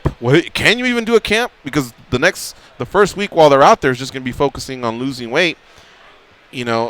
For Tony Ferguson, who's 14-1 in the UFC, I don't know. And then on the Ferguson side, the guy just went through a lot personally. He goes to Vegas. Well, he comes here. I'm in Vegas. Meets with those guys and says, we're good to go. And then they're saying, run it in a month. To me, Tony Ferguson, what strikes me is he's always seemed the guy that's been ahead of everybody else by preparation and the focus that he puts on everybody that he fights. He doesn't just show up and say, yeah, anytime, any place. Yeah. Look how fast he came back from the injury. He's done that in the streets when he was growing up. But now he seems to be more like a professional, where a professional gets an 8-week camp, a 10-week camp, a notice, and then you build that up. This thing's going to be kind of hidden there amongst those other 2 title fights. I think this could have been its own standalone main event somewhere if they really wanted to give them the 5 rounds. But I like the matchup. It's just I have a problem with it being too soon. And I hope my people out in Chicago don't hate me, because you guys just got yourselves a gift. It's an awesome fight, and I am going to watch it. But that's just me being picky. I would have preferred Anaheim as well. As far as Gaethje and Conor, man. Match them up. Yeah, look. Yeah, just match them up, man. Well, that's the beauty of this division is just get them on a card soon, and then whoever looks best fights Khabib and Poirier. But I got to believe the front runner there is my man Tony Ferguson, because he's a former interim champ. He didn't lose it. He's 14-1 in the UFC, and that is amazing. So there you have it. Here's how the voting went, by the way. The question was, is Tony Ferguson versus Donald Cerrone the fight to make? 68% said yes. 32% said no. Interesting. All All right. Thank you, Junkie Nation, for weighing in on that one. All right. What do you think prevented Cerrone and Conor from happening? Do you think Dana had that meeting with Conor and it just fell through? I think they might have been over it. Yeah. Yeah, because this just happened. Wasn't that the front runner? Like, I don't feel like there was enough time for something to actually play out. We went through 2 cycles of Cerrone. When Cerrone beat Alexander Hernandez, Conor congratulated him. Dana said, I'd love to see it. Cowboy said he'd love to see it. Then Conor got booked against Iaquinta. He said that fight just kind of went away. I mean, there was bout agreements. Then it came right back. Dana White, what was he on, Jim Rome or one of those shows? Well, yeah, I'd love to see it. And then all of a sudden this thing hits us out of nowhere. Are you claiming negotiation tactics? I'm wondering if Conor and Dana did meet and they're just far apart right now. And so Conor's just off to the side. And you know Dana says the train doesn't stop. We just move on. Mm-hmm. 2 things, I think, and they're both speculative, sadly. Negotiation being one of them, but more specifically, I don't think it's a specific Dana-Conor thing. I think this is more of a kind of what we were touching on earlier at the top of the show, guys. As far as, is the UFC stacking their cards now because they're realizing they can't just sit back behind the wall and the deal they just made and the paywall that the sport is now stuck behind, and whatnot. And part of that argument is, the Brock Lesnar's. Why didn't that come through? Or is the UFC not willing to shell that out? Either, again, back to that, what they're getting guaranteed. So, yes, I think part of what you guys are saying are absolutely right. It could be negotiation for sure. Another part of it, which is really unfortunate, especially if you're someone who wants to see Conor get back in the mix, is legal stuff. And again, we don't know that. We're not Conor developments on that side. Now, we can accuse the UFC of not being consistent, how they've treated stuff like, for example, an Anthony Johnson domestic abuse allegation to a BJ Penn one, and I'm not going to split the hairs on these 2. I'm just throwing examples out there. For example, guys, one thing is for sure that the UFC does is when things are really bad for sure, or something is going to come out, they generally do a pretty good job of getting ahead of that, as far as, that's why they cut this guy, or that's why they didn't book this guy. You know what I'm saying? So I don't know if that makes sense. I think it could be one of those 2 things. So we'll see. Now, one last thing. I know we got to go to break real quick. How did Gaethje kind of get left out in the cold? Isn't he ahead of Cowboy Cerrone?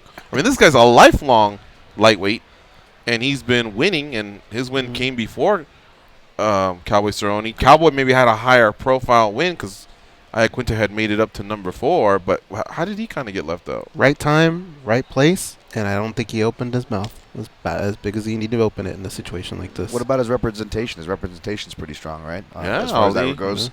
He's right he there, compensates man. for his guys. He's got his own office at the UFC event with as many guys as he has, but Barbosa's a tough customer, and that was a vicious KO. So, oh boy, it must be frustrating for some of these guys. Lightweight, man. That's why we love it, but that's also why it's so frustrating, right? Yeah.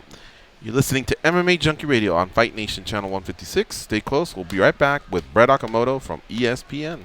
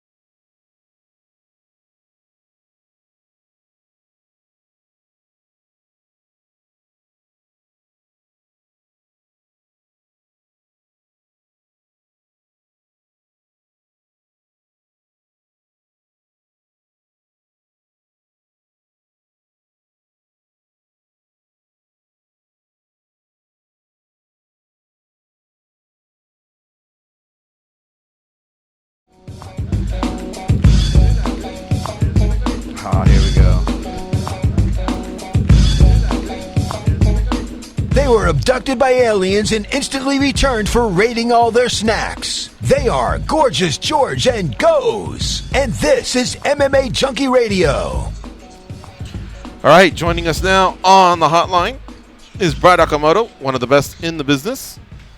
He works for ESPN. He broke the story earlier today that Donald Cerrone will be facing Tony Ferguson at UFC 238 in Chicago on June 8th. What's up, Brett? How you doing, man? Welcome back to MMA Junkie Radio.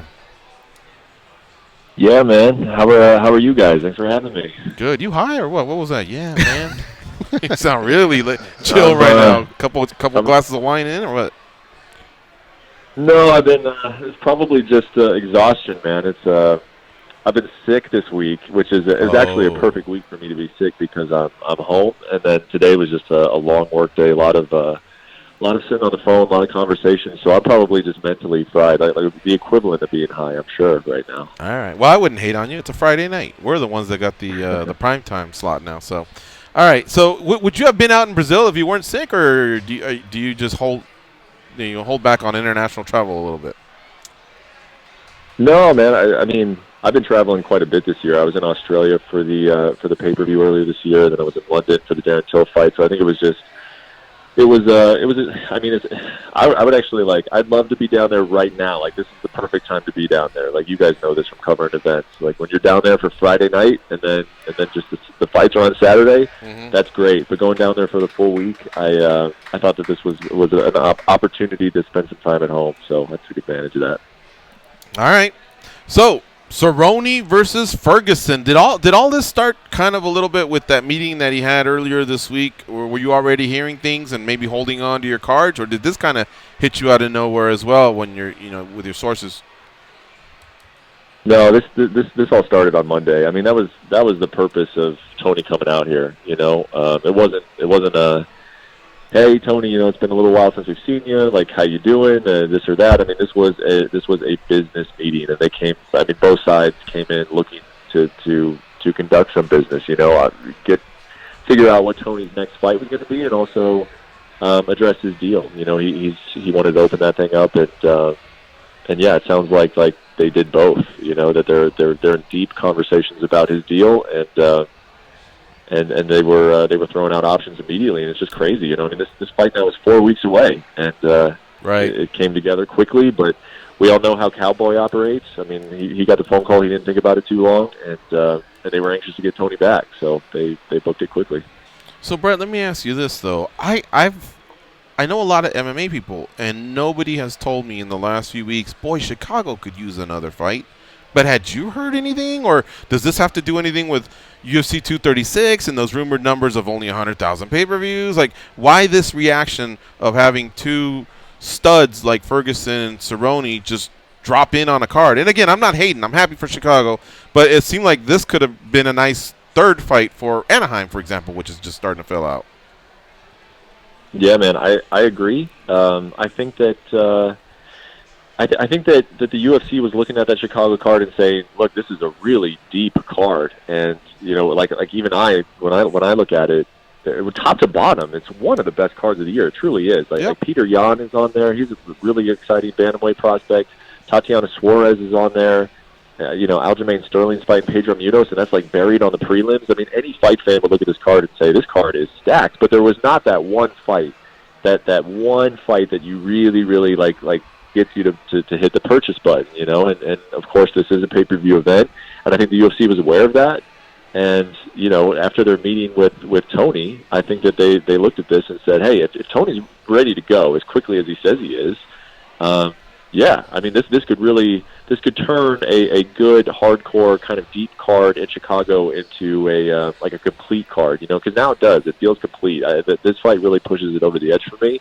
So I think that's kind of where they were coming from. Tony had posted something about a week or two ago that he was, addressing his personal issues, and he was coming along nicely, and he would be ready to fight soon. It sounded to me like he went to his own people, his doctors or whoever cleared him, therapists. Do you know from the UFC side they also made him check in with their people as well, or did they just accept Tony at his word and say, well, if you're ready to go, then we're ready to go? Yeah, I think it's probably more of the latter. And I mean, he's going to have to go through all the standard medicals, of course. Yeah. But to my knowledge, no, the UFC did not demand that he go see any of their physicians. But Tony does have a new management group around him, Ballingy Group, and I will say that everything that I've heard about Tony's condition, from his representatives who you would like to hope, and I do think have his best interest at heart. And, the UFC getting to see him in person, I think that's also part of the reason why the meeting took place in person in Vegas rather than, hey, we'll just talk to the managers over the phone, is that I think it was important that Tony get in front of, people like Dana White, Sean Shelby, and they could see him for himself. But to answer your question directly, yeah, I have not heard anything about, specific tests being done, additional ones. All right. Brett Okamoto joining us here on the hotline. Fellow Mountain West grad goes. What do you have for Brett Okamoto? Brett, what does this do for Conor McGregor? His name was kind of linked to Cowboy Cerrone. That just went away. What does it do for him now? I think it continues to keep him on the shelf, goes. I mean, that's how I read it. If things were going well with Conor, if conversations were going well with Conor, then I don't know if the UFC would have rushed to make this fight. I know that Justin Gaethje is still out there, and Justin Gaethje versus Conor McGregor would be a tremendous fight. But I think as long as Conor's out there, and maybe if the UFC was feeling good about him, potentially returning this summer, that they would kind of leave his options open. And in addition to that, I think the fighters themselves would want to keep their options open. Like if Cowboy Cerrone thought that there was a chance that he could get a fight with Conor McGregor in July, if Tony Ferguson thought that there was a chance that he could get a fight with Conor in July, do you think that they'd be fighting each other in June? I don't, So I think that kind of answers your question there, because the people who should know or are trying to figure out exactly what Conor's doing are now taking other fights. I think that's telling. Do you think that's a negotiation tactic on the UFC side? No, I really don't. I think that you can't start to build your schedule around Conor. You can try, and you can make efforts to, but when push comes to shove, I mean, if Tony's ready to go, and you did feel like Chicago needed a boost, I don't think that you put everything on hold for Conor that you really don't know whether it's going to happen or not. I mean, there's been Dana White's been talking about meeting up with Conor now for an extended amount of time, and again, to my knowledge, have we heard anything about a meeting actually happening? At some point, you start to run your business, at least without building everything around Conor. Of course, you want him back, and of course, you're trying to constantly get him back, but you stop building your entire schedule around him. I think that's what's happening here. Now, I know you work for ESPN, and there's an opinion out there a lot by fans. They constantly say, what do the UFC care? They get their money from ESPN per card anyway. But I have to imagine when these negotiations went down, names like Conor McGregor, like Brock Lesnar were probably thrown out there. And those names don't seem like they're anywhere clear or close to coming into the octagon anytime soon. Is there ever any pressure for the UFC on that ESPN front to deliver some of these people that we all thought would be part of the UFC this year? Yeah, I think so. Now, those conversations all went above, my level of clearance over at ESPN, so I can't tell you firsthand what those conversations were like. But, there are smart people that work over at ESPN and ESPN's programming, and, they wouldn't spend a ton of money on something if they didn't have some sort of idea or some sort of comprehension over, expectations. Now, of course, they might be telling themselves that they are going to get Conor McGregor, but I think that there had to have been some sort of educational process on their part to say, hey, there are no guarantees in the fight game. It's not like a football schedule where that a team's going to play 16 times. So I think that there's a realization of that, and that hopefully was built into the conversations and negotiations, as I'm sure it probably was. And I do think that there is a pressure on the UFC to deliver. I mean, it's the first year of a deal. It's a brand new deal. They're partners now for an extended amount of time. So yeah, there's always a pressure to deliver the best cards, and I think that's what you're seeing a little bit with even this June thing is a product of that. That hey, they looked at this card, they thought it was solid, but they also thought that it could use a boost, and it could use a boost as far as something that would drive purchases, and that's why you're seeing, Cowboy fight in 4 weeks. All right, Dan, Tom, what do you have for Brett Okamoto?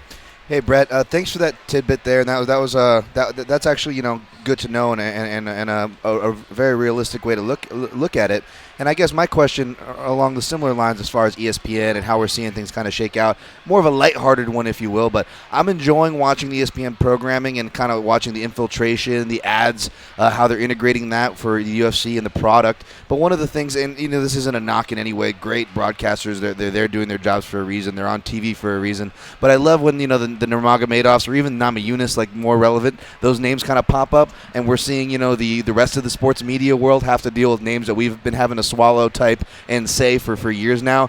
Do you get any more maybe knocks on your door, proverbial knocks on the door, so to speak, from your colleagues on whether it's just clarifications or just checkups on things?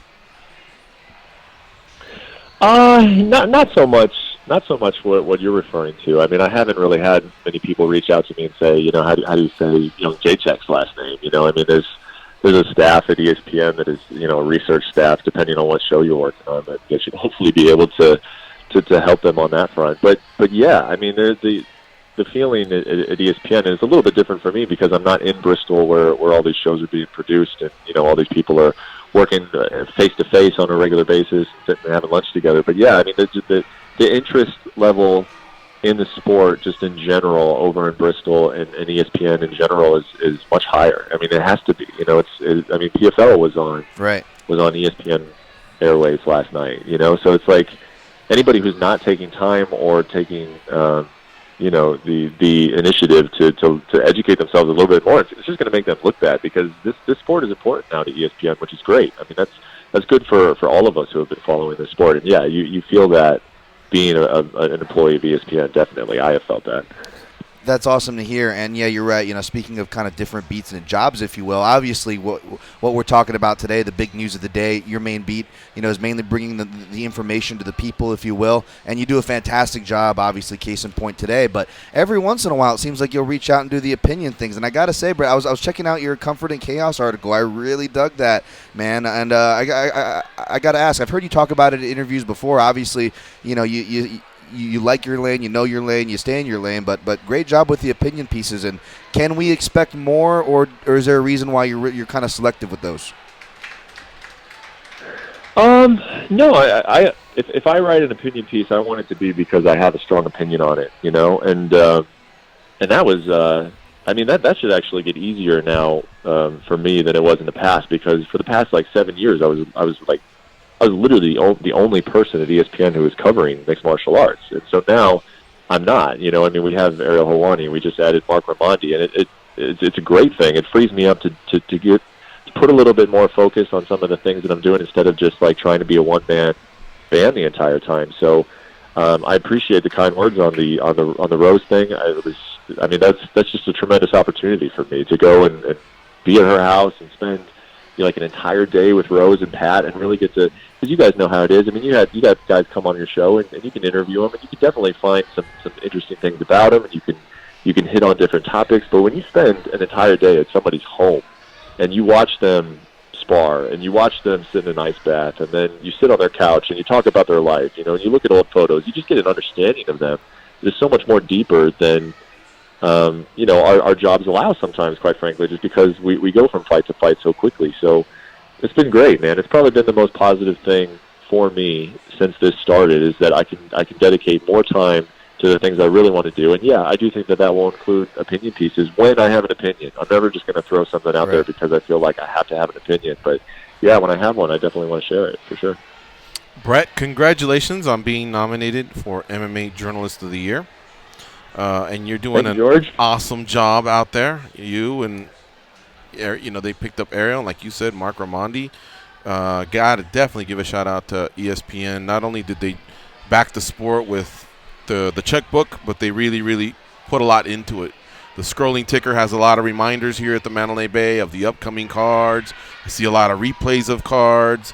So shout out to ESPN, man, for really, really embracing MMA. And again, shout out to yourself or kudos to you for that nomination. How many times have you been nominated, by the way? It's been multiple, right? Yeah, I don't know. A few. Yeah, Yeah, it's been more than one, but I don't know exactly more than that. Brett is a must-follow, MMA fans, at Okamoto ESPN. Seriously, man, congrats on all your success, and thanks for the time here on a Friday night. Under the weather and all, but we really appreciate it, you spending some time with us. Hey, man, anytime. Kudos to you guys, too. You guys have been at it for a long time, and the show is always good, man. It's always a pleasure being on with you guys. Let's do it again soon. Okay. All right. Thanks, Brett. Take care. All right. There you have it, folks. At Okamoto ESPN. He's the gentleman that broke the Cerrone Ferguson news. They will be dancing at UFC 238 on June 8th. And it doesn't have an official title as a number one contender, but if it involves Ferguson, how can it not be? You know what I mean? It would be. And you got Habib and Poirier later this year, rumored to be out in Abu Dhabi. So that lightweight division, I might have to give some serious thinking about my favorite division. For a while, it was welterweight, then it was featherweight, then recently it's been welterweight again. But these lightweights, the names are endless. It's really, really exciting division. We have another break to take, right? I believe we do. We'll be right back. It's MMA Junkie Radio on Fight Nation, channel 156. We'll talk a little.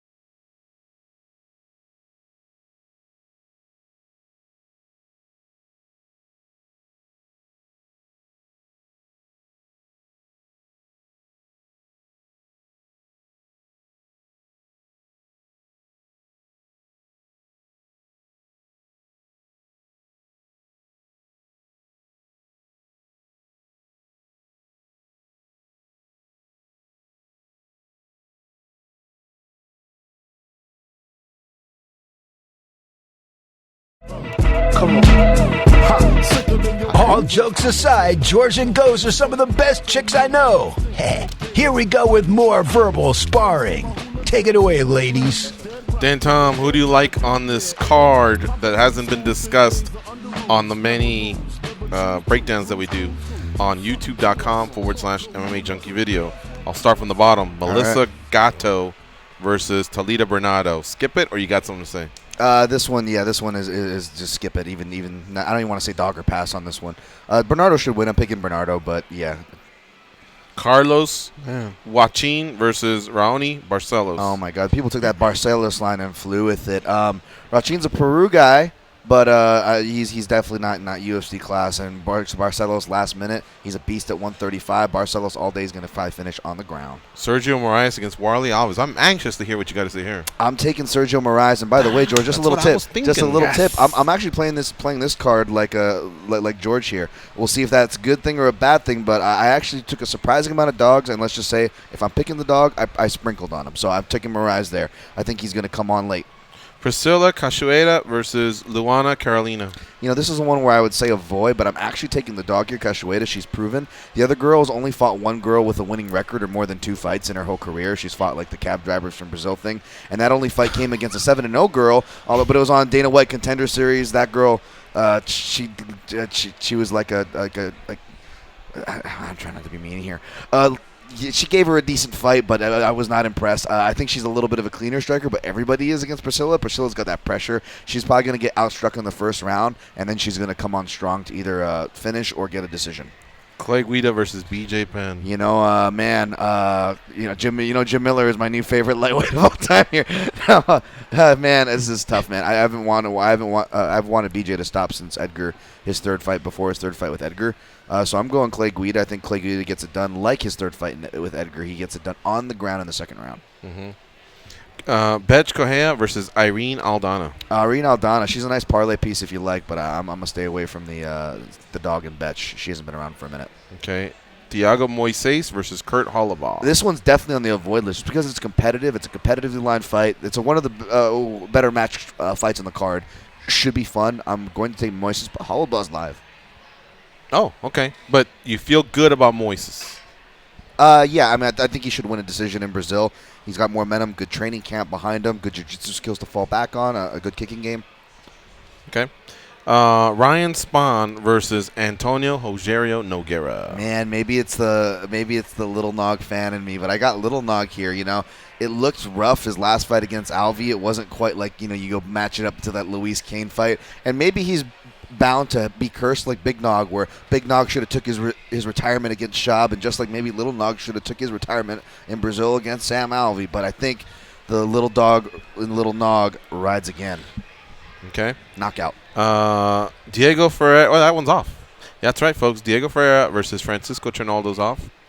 And starting off the main event tomorrow, the main card, is Betch Correa versus Irene Aldana. And by the way, reminder, Goes and I will be broadcasting on Sportscaster at 10 Eastern, 7 Pacific officially, but we'll be here a little bit earlier. That's when the main card starts. We'll also be peaking, I imagine, at Bellator 221. So we'll have both streams up, and we'll just be basically calling the fights and just having a good time, playing some of these parlay pieces, having a few brews, and hanging out with you in our chat. Yep. All right, next one. Thiago Alves versus Laureano Staropoli. Man, I don't think another guy. I love these Argentinian guys that got hard. I mean, all the South Americans got hard. Who are we kidding here, guys? But again, I don't see why this guy should have been in the UFC in the first place. He's able to get a win over Hector Aldana, who you could argue, is kind of at the bottom of the tier. Now he's out of the UFC. Alves, man, the ground may be shot. Maybe he does get knocked out over the younger athletic guy, but unless he knocks him out, he is nowhere near the skills of Alves, even at this advanced stage. So for that price, I'll play Alves out of principle, but I understand people staying away. Really? Yep. Okay. Folks, this weekend you can kick off your weekend with a matchup in Major League Soccer as Vancouver plays host to Portland. Coverage begins tonight at 10 Eastern on SiriusXM FC 157, streaming on your phone or at home on SiriusXM connected devices and speakers. Don't forget all the shows that have been previewing UFC 237 all week are all available on the SiriusXM app. Download it for your tablet, for your smartphones, and check out the on-demand features for all of the shows, commercial-free and in HD quality. All right, let's finish up strong here. Alexander Volkanovski versus Jose Aldo. Hardest fight for me to pick on the card, guys, but I ended up siding with Volkanovski. Kind of like what I said on the breakdown. Aldo's the deserved favorite. Volkanovski there. Real quick, by the way, guys, we probably won't get to Bellator. I'll let you finish up with me here in a second, George. But I got some Bellator breakdowns at MMA Junkie that are up as well. If you guys want to go check those out, go to the site. Straight to the site. Yep, they're right on the site. My parlay's looking good. Anderson Silva versus Jared Cannonier. I actually got Anderson Silva. Cannonier has lost against all the UFC southpaws he's faced and been knocked out against both of them as well. Anderson Silva's always done well against this kind of an opponent. He hasn't had a guy at this level in a while. I think the odds makers got it wrong. I think Anderson Silva should be the favorite, so I picked and I played him. Wow. Okay. Rose Namajunas versus Jessica Andrade. And by the way, I was one of the only people that said Anderson Silva was going to fight a close fight to Izzy, and even though I didn't score it for him, I picked him against Brunson. So my Cowboy reads like goes are trash, but my Anderson Silva reads are pretty good. Rose versus Andrade, you know what? You're asking me about this if I swayed. I'm seeing a lot of respect come in for Rose, and I don't hate it. Who doesn't love Rose? But I got Andrade here. She's going to have to show me that Rose can beat this matchup. Rose admitted herself she's never seen anything like it. I think the pressure's too much. We've never seen Andrade hurt. She's given up her back, which can be troublesome. Rose is undefeated in every fight she takes the back, even if she doesn't finish from there. She just takes it once. She's undefeated in that fight, ladies and gentlemen, but Andrade has not given her back much since she's left 135. She's a destroyer at this weight. Give me Andrade. And Goes, why do you like Andrade again? I don't. It was part of my parlay. I thought you was going to say every rose has a thorn. No, nice. Jeez. I mean, I just literally lobbed it up. I thought you were setting me up for the parlay thing. No. All right. So you're with Rose. That's right. All right. You want the people to go and read your thing, or you want to say anything about Chandler Frady, Lima Page, McKee Curran? You know what? I will say this. I took the favorites, but all of the closer favorites, the dogs are live enough. Fiede's live enough where I respect to stay away. Even Michael Page is live enough where I respect to stay away. But I got Lima and Chandler in both those fights. I explain why in my breakdowns on MMA Junkie, and as well as the same plug earlier at the Protect Your Neck podcast on iTunes. I break down both these cards on there if you want to hear more. But I got those two. But McKee all day, right? I got McKee, but no, this is a strong test because Pat Curran, man, he's only been fighting once a year and he's older. But I think that's good for these older guys. When they find their groove, like Little Nog, for example, he's only been kind of dusting himself off once a year. I would argue that that's actually better when you're in your advanced stages. And a guy like Pat Curran's been fighting for a while. The guy knows how to freaking fight. So I think this is a perfect test. I really like this matchmaking, guys. I'm picking AJ McKee. I'm a believer in AJ McKee, but make no mistake about it. This is the test. Pat Curran is the test. Tomorrow night, folks, after the main event ends, the UFC 237 main event, the UFC 237 post show with Jimmy Smith and Dan Hardy will be on Fight Nation channel 156 from that moment until 2 a.m. Eastern Standard Time. I want to thank all of our guests for this week: Derek Brunson, Ray Cooper III, Cesar Balmaceda, Walt Harris, Eve Edwards, Richard Hunter, Sean Merriman, CM Punk, Fernanda Prates, Brett Okamoto, Goes, Andre, Josh, Dan. Great job this week. I took it to another level. I was fantastic. Have a nice weekend. Be champions.